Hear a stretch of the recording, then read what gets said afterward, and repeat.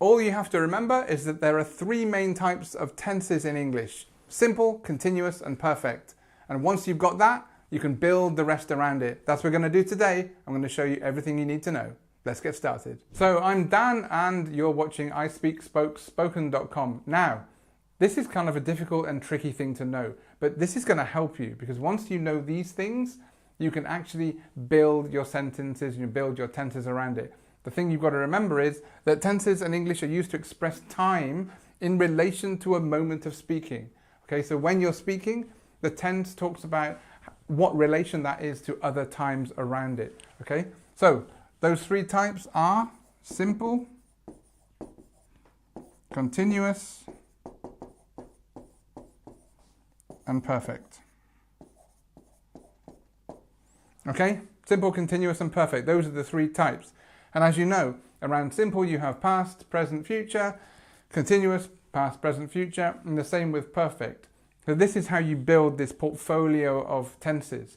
So let's dive in and have a look at a little bit more detail about this. Okay, so let's focus in on simple. So simple tenses like present simple and past simple, they're used for general truths. So something that is true. For example, I have a car. Okay, I have a car. This is like ownership as well. So scheduling habit states, I walk to school every day.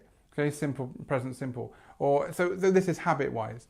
Now, the more important thing you need to know about the simple is that you don't kind of have to use any auxiliary with it as well. When you're using a simple sentence, basically what you're doing is you're saying this happens either daily or every hour or every week, or this is a fact. Okay, so for example, another simple sentence is I am English. Okay, I am. The verb to be is in the form there as am. I am English. This is a state. This is what I am. So general truth. I have a car. Okay, so this is something that's true as well. I have a car. And then this everyday thing, I walk to school every day. I play with my kids every day. This kind of thing. So it's kind of something that you will get used to. And it's obviously it's a simple sentence structure. But once you know how to put it and once you know where it's supposed to be, then you can do well with it. Let's have a look at the past. So I had a car yesterday. Okay, this is something that happened yesterday. And when we use this in the past, you will find that it's not always, unless you state it, it doesn't have to be a habit. Okay, if it's a habit, it's actually a different form. So when you're using it in the past form, it's just one thing that happened in the past, not related to now. I had a car yesterday. Okay, I walked to school yesterday.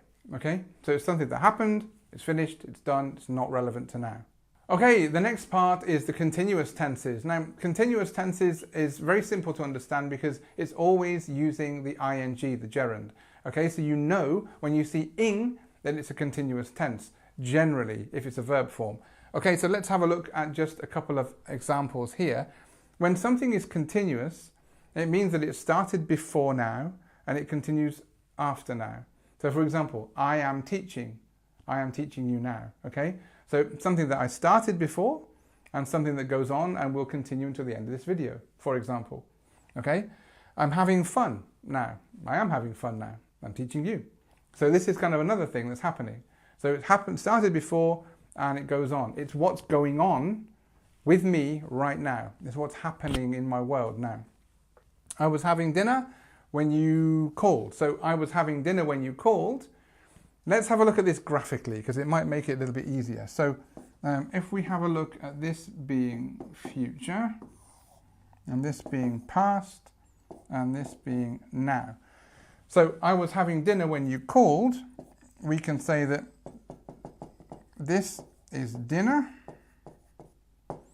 and this is you called. Okay, can you see what happened? So you called in the middle of me having dinner. So this started before you called and ended after you called, but all in the past. So I was, past form, having dinner before you called, while you called, when you called, when you called. So can you see that this call from you breaks into my having of dinner? Okay, so the same as me teaching now in the simple form. I'm teaching now, started before, ended at the end of the video. Having dinner last night and you called in the middle. I was having dinner when you called.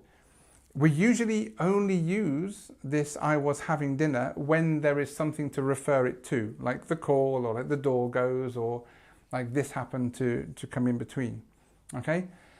But remember, continuous is something that goes on, something that happens, is happening. Okay, now we're going to go on to the perfect tenses. Now, perfect tenses are what some people find a little bit more tricky, and they worry about, I don't know the perfect tenses, it's very difficult. But it's not. There's a very simple way to work out what perfect means. And actually, I tell my students this all the time: perfect equals before.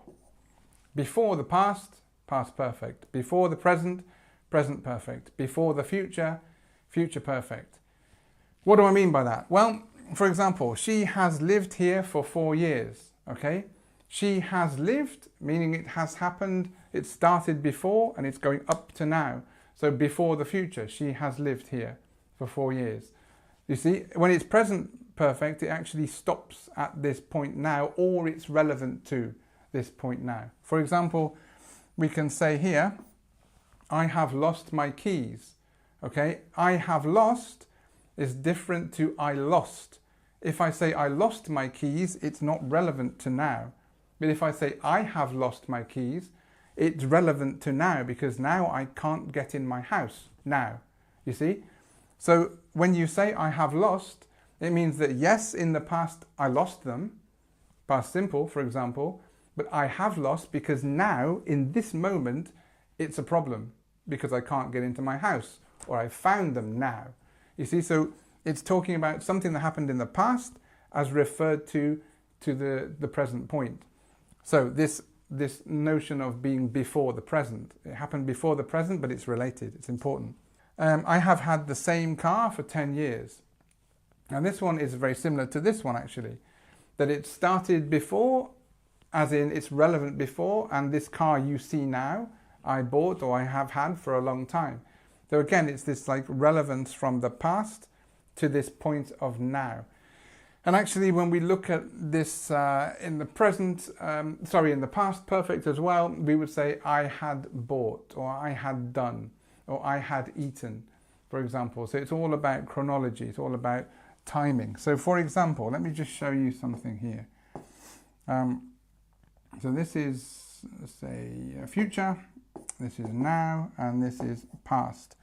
So if I say, for example, I had eaten my dinner, then what we do is we look at why we're saying that. So we're saying I had eaten my dinner before you arrived, because when you use had, when you use this past perfect, which is had, you always have to say something before or after. So you have to use these words. So for example,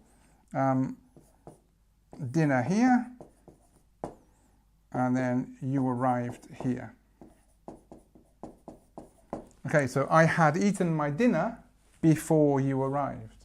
Okay, now, if we were to say, I ate my dinner, then you arrived, this is simple. But if we go this way in time, then we have to use had, because it happened before the past. This is the past, this is before the past. Okay? So this is something to remember. This is key. For your present perfect, for your past perfect, for your future perfect, it's always something that happened before another point in the past, the present, or the future. Okay, so before we go on to test the understanding of these different tenses, because we've got a few exercises for you, remember that everything we've done today you can get on that I above, or in the link below if you're using mobile or tablet. And I know that some of the things that we've talked about today are a little bit more complicated, but if you have a look at those slides, you take the test, and you'll be able to see if what we've talked about today has really sunk in. And if it hasn't, you can listen and watch again, because we've been trying to be quite clear today on how things are set out in these different stages, these different tenses. And I think if you watch the video again and take the test again, you might find that just 1 or 2 times to watch will help you with it. Simple and continuous are fairly easy to get your head around, but this present perfect and past perfect might be a little bit more difficult. So please do test yourself, go over the slides again and watch the video again, go back, pause.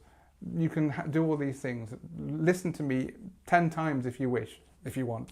Okay, so we have a few sentences for us to practice now. And what I'll do is I'll say the sentence and I'll give you a chance to try and identify which tense is used here. Don't worry if you get it wrong, it's just a little bit of practice to help you.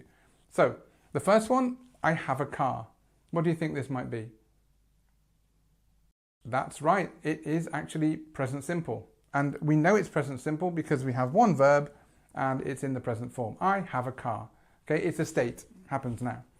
Actually, there's this way that people might get a little bit confused with have as part of the perfect form, but if we don't have any auxiliary verbs, we just have a simple sentence here, then this is why we know that it's a present simple form. Okay, let's look at the next one. She's having fun. What do you think that might be? Yes, of course, it's continuous because we have the ing here, we know it's happening. She is, so it's present form, present continuous. She is having fun. Started before now, probably will continue on after now. She is having fun right now. Okay, good. Next one. They have lost their keys. They have lost their keys. Yes, it is. It's perfect form. So, they have lost. So this happened in the past. They have lost and it's relevant to now. They have lost their keys. We use this form because the losing of the keys before is actually very important to now because they can't get in or they don't have them on them. It's something that's important now. Okay, we're having trouble turning on the engine. We're having trouble turning on the engine. What do you think that might be? Yeah, that's right. It is actually present continuous. We are having trouble turning on the engine. Okay, and we've got two forms here. So we've got two examples of the continuous form there. We're having trouble turning on the engine. And so again, it's just a more complex version of she's having fun, really. And you see that you can, in a sentence, use two verbs alongside each other. You know, I'm walking down the road eating an ice cream. It can be put together. You can use two. Usually, if it's a continuous form, then the verbs will follow the same rule, but not always. So just be aware of that. Okay, a couple more. Okay, so the next sentence is, I had finished the book before you arrived. Very simple to my example on the other slide. I had finished the book before you arrived. What do you think this is? That's right, it's past perfect. Because we had this, I had finished the book before you arrived. The finishing of the book happened before the past, before you arrived in the past. Because this part, of course, is past simple, okay? So I had finished the book before you arrived. Now, we can see that the mixes of these two tenses is what highlights what this tense really is, okay? And just remember, we've got this word before, and we stress the second part of the word, so before. And we don't say before, we say before, so it's before. And it's it's quite a sharp I, and this is the long or, okay? I had been in this company for 5 years before they fired me. I had been in this company for 5 years before they fired me. What do you think we have here? Again, yes, it's the past perfect. I had been in this company for 5 years before they fired me. So this had gone on and then they fired me. So where is it here? Here we are. Similar example to the first one, where you say, but in this sense, I had been for 5 years. So if you look at this in a graphic form, here's now. So this is in the company, 5 years, and then here, fired, okay? So you can see this has been going on until here. So again, before the past, all right? So the last one, I'm having issues with one of my co-workers. What do you think that might be? Yes, present continuous, isn't it? So it's something that's going on right now. I'm having issues, okay? And because it's a slightly different word structure, but the having is the active verb. So I'm having issues, okay? It kind of works that way. So well done. That's been really useful for you, I hope. Remember that everything that we've got here, everything you've looked at is up on that I and in the link in the description below. We have 3 types of tense. So we have the simple, the continuous, and the perfect. And if you know all those, and you have those in your head, you can build around them with your past, present and future. So actually you can make 9 tenses out of what you know just from what you've learnt today, which is fantastic. Now, if you're feeling confident about your English, we have a video right here that has 24 questions that will help you find out what your English level is. Do this, it's really good fun, and you'll find out, maybe you'll even surprise yourself. So, my name's Dan, you've been watching I Speak Spoke Spoken, and I'll see you next time.